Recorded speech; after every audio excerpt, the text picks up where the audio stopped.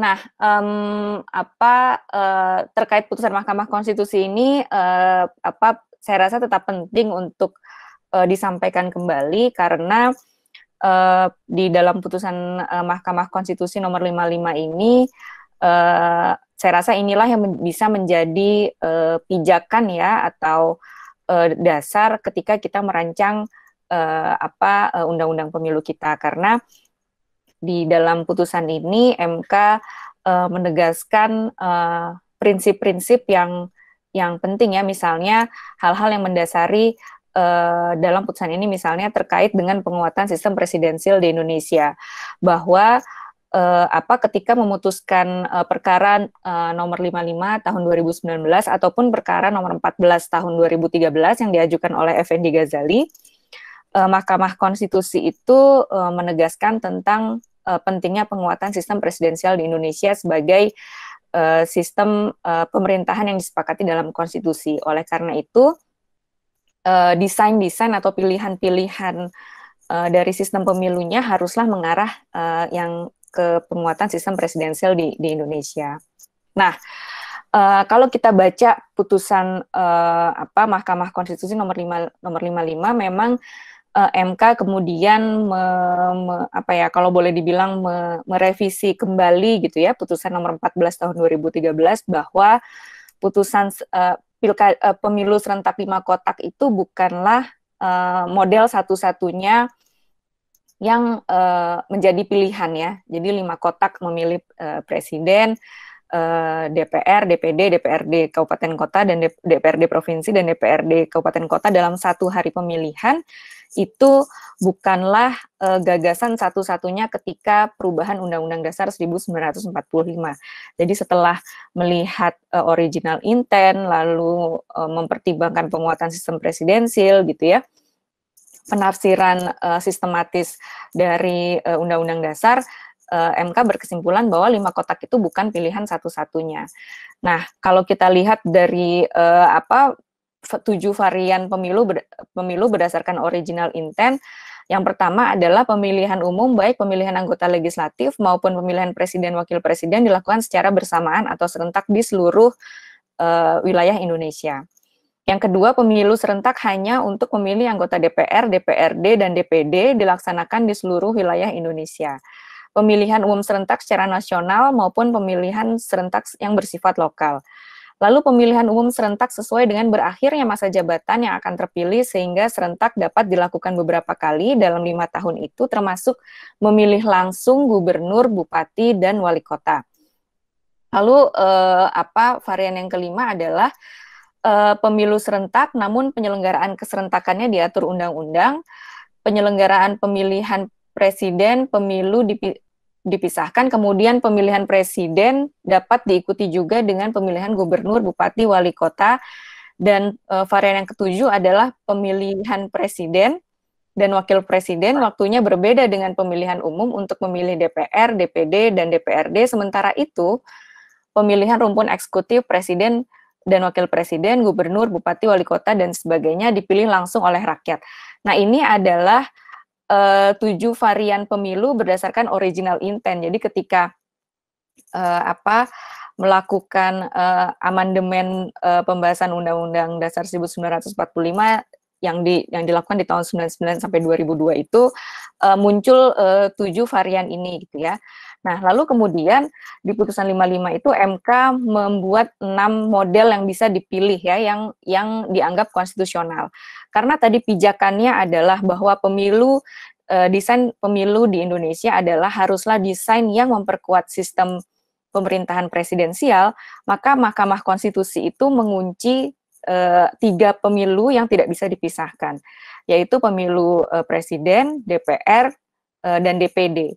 3 jenis pemilu ini tidak boleh dipisahkan. Nah, variannya bagaimana itu yang kemudian dipersilahkan oleh MK untuk dipilih. Yang pertama adalah pemilu serentak untuk memilih DPR, DPD, presiden, wakil presiden, dan anggota DPRD. Ini sudah pernah kita lakukan di pemilu 2019 yang lalu. Dan rasanya kalau kita lihat dari tujuan proses dan hasil pemilu, tujuan-tujuan pemilu baik dari sisi proses, misalnya yang lebih memudahkan pemilih gitu ya, menyederhanakan penyelenggaraan pemilu, ataupun dari sisi hasil bahwa memperkuat sistem presidensial, adanya efek ekor jas gitu ya, supaya pemerintahannya lebih efektif. Di pemilu 5 kotak 2019 yang lalu, rasanya itu tidak terpenuhi tujuan-tujuan itu, dan teman-teman penyelenggara pemilu di daerah saya rasa merasakan betul kompleksitasnya pemilu yang 5 kotak ini. Nah, lalu pilihan yang kedua adalah pemilihan umum serentak untuk memilih anggota DPR, DPD, presiden, wakil presiden, gubernur, bupati, wali kota. Ini juga 5 kotak, tetapi legislatif daerahnya diganti dengan kepala daerah.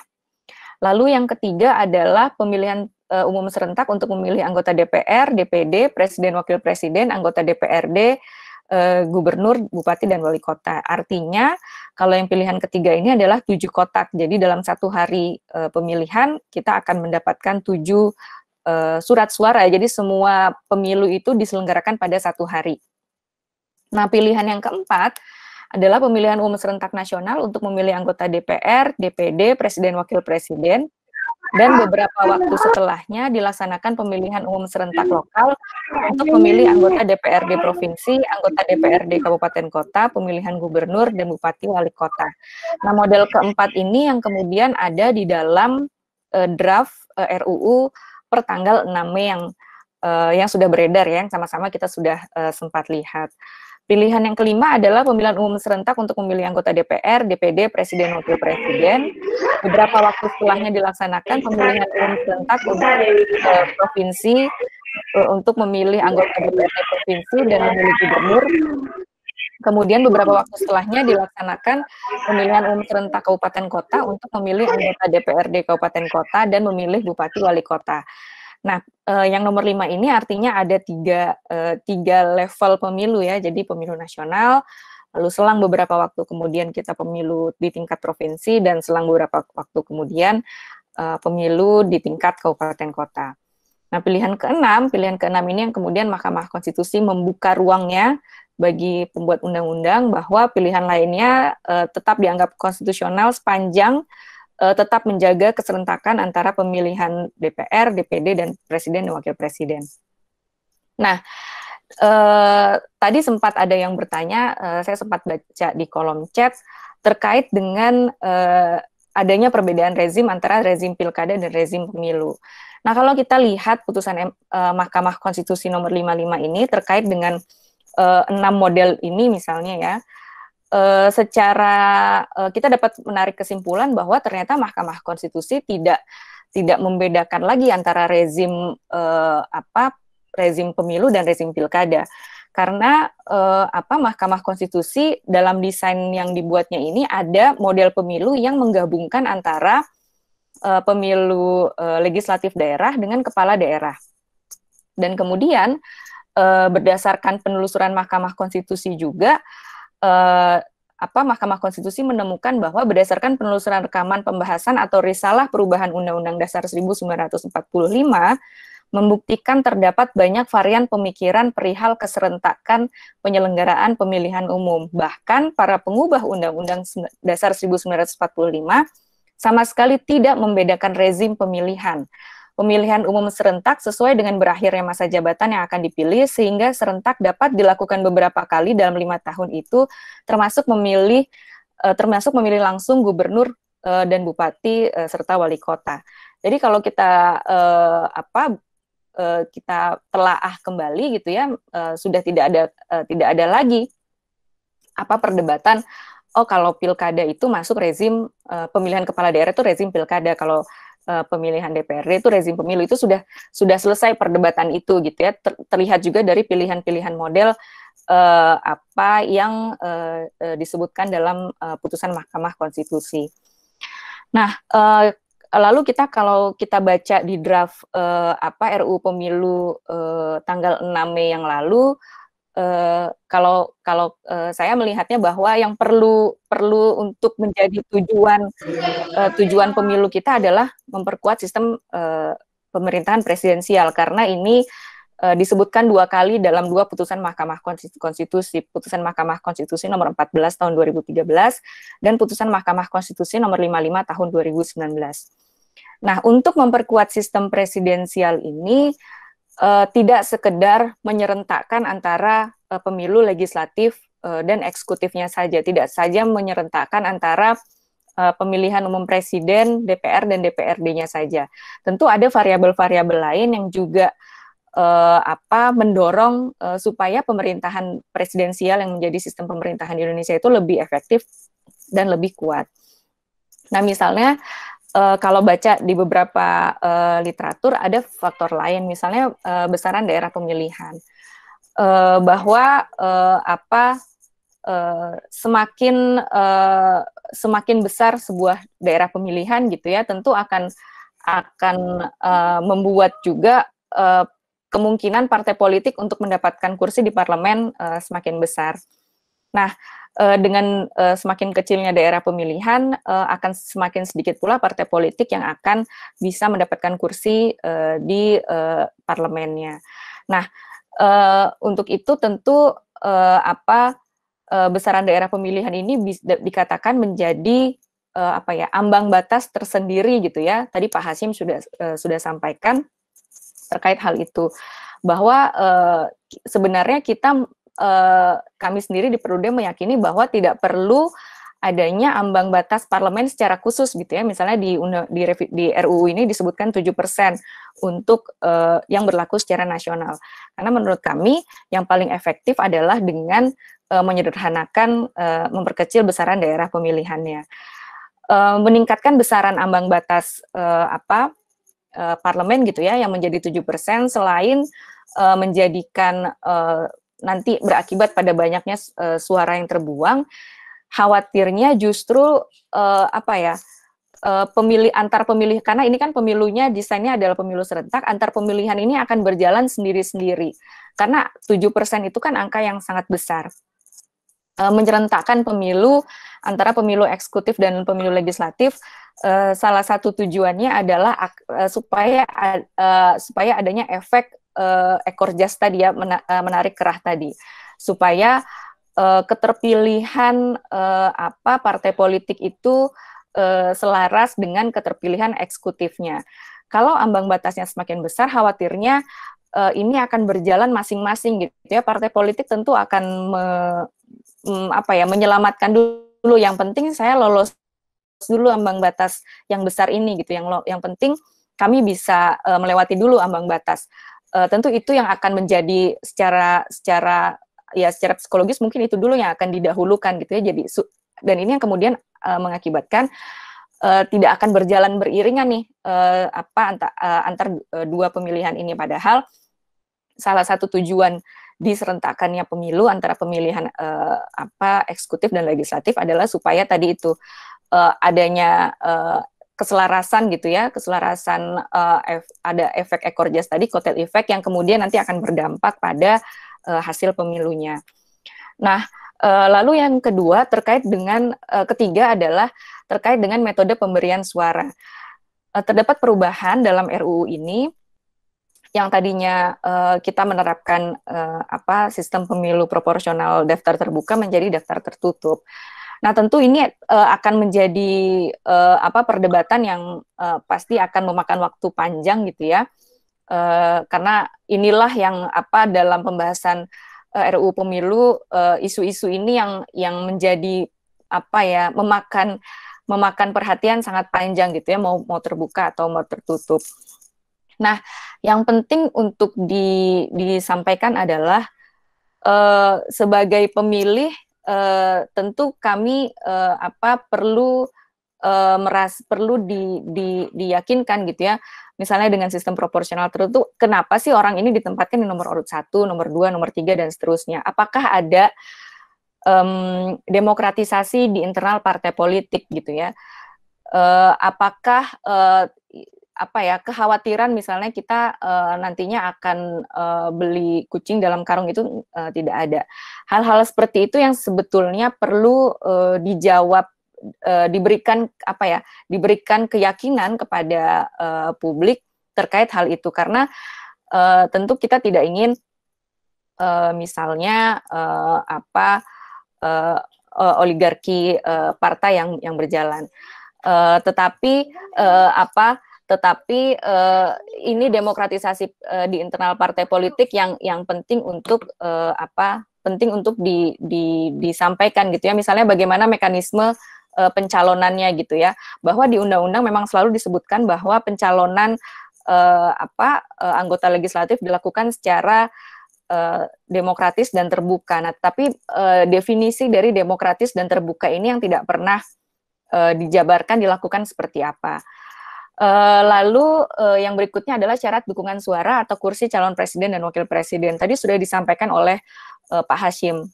Ini yang kita kenal dengan istilah presidensial threshold gitu ya. Semakin bahwa kita sudah sudah menyepakati bahwa sistem pemerintahan yang kita gunakan adalah sistem pemerintahan presidensial. Nah, dalam sistem pemerintahan presidensial seharusnya antara lembaga eksekutif dan lembaga legislatif itu adalah dua institusi yang berbeda gitu ya. Keduanya fungsinya adalah check and balances. Tetapi keduanya tidak mempengaruhi yang lainnya gitu ya. Jadi karena dua-duanya ini ada pemilunya, pemilu presidennya sendiri, pemilu DPR-nya sendiri. Berbeda dengan sistem pemerintahan parlementer yang pemerintahan terbentuknya, pemerintahan yang dibentuk ya tergantung bagaimana hasil pemilu parlemennya gitu. Nah, dalam sistem pemerintahan presidensial yang pemilunya ini masing-masing seharusnya syarat dukungan suara atau kursi calon presiden dan wakil presiden ini tidak perlu ada, karena misalnya kita tidak mau terjadi adanya polarisasi di masyarakat gitu ya. 2 kali pemilu presiden kita rasakan itu gitu ya, bagaimana keterbelahan di masyarakat yang kita mungkin rasakan sampai sekarang gitu. Apalagi dukungan ini berdasarkan hasil pemilu sebelumnya. Yang mungkin sudah berbeda kondisinya dengan nanti menuju 2024. Lalu yang berikutnya adalah ambang batas parlemen yang tadi juga sudah disampaikan. Nah, selain soal sistem pemilu, saya rasa hal lain yang juga perlu menjadi perhatian adalah supaya kita tidak berkutat pada isu yang selama tadi ya pembahasan undang-undang pemilu kan yang selalu mendapatkan perhatian adalah soal sistem pemilu. Nah, ada hal lain yang sebetulnya juga penting. Beberapa contohnya, yang pertama adalah upaya peningkatan keterwakilan perempuan. Nah, upaya peningkatan keterwakilan perempuan ini tidak hanya di parlemen saja, tapi juga di penyelenggara pemilu. Nah, kalau kita baca draft RUU ini di pasal 214, itu disebutkan bahwa dalam daftar bakal calon sebagaimana dimaksud pada ayat 1, setiap 3 orang bakal calon terdapat paling sedikit 1 orang perempuan bakal calon. Nah, sebenarnya ketentuan ini tidak ada perbedaan dengan pemilu-pemilu sebelumnya. Ketika pembahasan RUU Pemilu tahun 2016 yang lalu, itu sebenarnya kelompok perempuan sudah banyak melakukan kajian, sudah memberikan banyak rekomendasi gitu ya. Rekomendasinya yang pertama misalnya menempatkan perempuan di nomor urut 1 di 30% dapil. Lalu tetap menerapkan ya setiap 3 orang bakal calon terdapat 1 orang perempuan, dan mengadopsi ketentuan yang ada seperti dalam PKPU pencalonan. Bahwa di dalam PKPU pencalonan itu ada ketentuan sanksi gitu ya. Jadi ketika partai politik tidak mampu memenuhi keterwakilan kuota 30% perempuan atau tidak menempatkan 1 orang perempuan di antara 3 calon, maka itu akan didiskualifikasi sebagai peserta pemilu di daerah pemilihan tersebut. Nah, hal inilah setidaknya yang didorong oleh kelompok perempuan gitu ya, supaya ada peningkatan keterwakilan perempuan di parlemen. Setidaknya apa yang ada di dalam PKPU pencalonan itu ini naik levelnya ke dalam level undang-undang. Jadi dia tidak hanya di level PKPU saja. Yang tidak kalah penting adalah juga peningkatan perempuan di penyelenggara pemilu, bahwa kalau kita melihat semakin ke sini memang sudah semakin banyak perempuan yang menjadi penyelenggara pemilu, baik di provinsi, kabupaten kota ataupun di tingkat ad hoc. Tetapi bentuk-bentuk afirmasinya juga perlu semakin ditingkatkan. Nah, tadi saya ada yang terlupa ketika terkait dengan peningkatan keterwakilan perempuan di parlemen. Kalau kita melihat data gitu ya, pencalonan perempuan baik pemilu 2014, 2019 itu mayoritas perempuan karena ditempatkan satu di antara tiga, itu ditempatkan di nomor urut 3, paling banyak 6 atau 9. Padahal sudah ada putusan Mahkamah Konstitusi yang menyatakan bahwa walaupun putusan Mahkamah Konstitusi ini terkait dengan penjelasan undang-undang, bahwa maksud dari menempatkan satu orang perempuan dari tiga calon itu bukan berarti perempuan ditempatkan di nomor urut 3, 6, atau 9. Putusan Mahkamah Konstitusi menyatakan bahwa perempuan boleh ditempatkan di nomor urut 1, boleh ditempatkan di nomor urut 2, boleh ditempatkan di nomor urut 3, boleh juga ditempatkan nomor 1, nomor 2, atau 1, 2, 3, nomor urut 1, 2, 3 itu perempuan gitu. Nah, inilah yang kemudian perlu dipahami kembali oleh partai politik supaya itu di perempuan tidak hanya ditempatkan di nomor urut 3, 6, dan 9. Nah, terakhir terkait RUU ini yang juga tidak kalah pentingnya adalah soal kelembagaan penyelenggara pemilu. Di draft kita baca bahwa pemilu untuk 2024 terdiri dari pemilu nasional dan pemilu daerah. Pemilu nasional diselenggarakan 2 tahun setelah diselenggarakannya pemilu daerah diselenggarakan 3 tahun setelah diselenggarakannya pemilu nasional.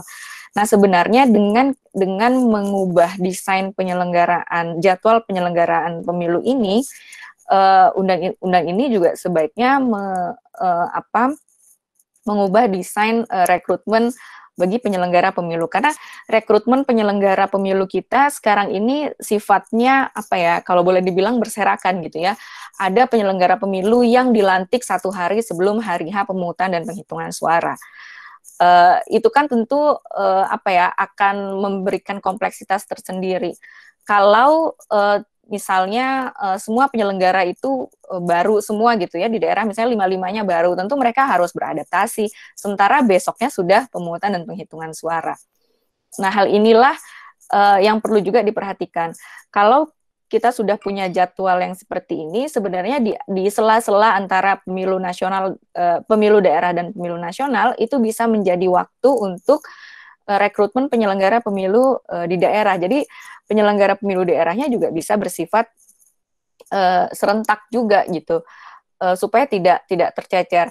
Pengalaman teman-teman penyelenggara pemilu daerah tentu juga merasakan, misalnya ketika harus mengumumkan daftar pemilih sementara, tapi pada hari itu dia harus mengikuti orientasi tugas yang dilakukan oleh KPU. Nah, hal-hal seperti ini yang supaya tidak menimbulkan kompleksitas juga bagi penyelenggara. Yang berikutnya adalah terkait dengan kelembagaan Bawaslu. Nah, MK memiliki putusan nomor 48 tahun 2019 yang menyatakan yang terkait positioning Bawaslu kabupaten kota di Undang-Undang Pilkada itu ya, yang sifatnya juga tetap gitu ya, karena di Undang-Undang Pilkada sebelumnya sifatnya ad hoc. Sementara di Undang-Undang 7 sifatnya tetap.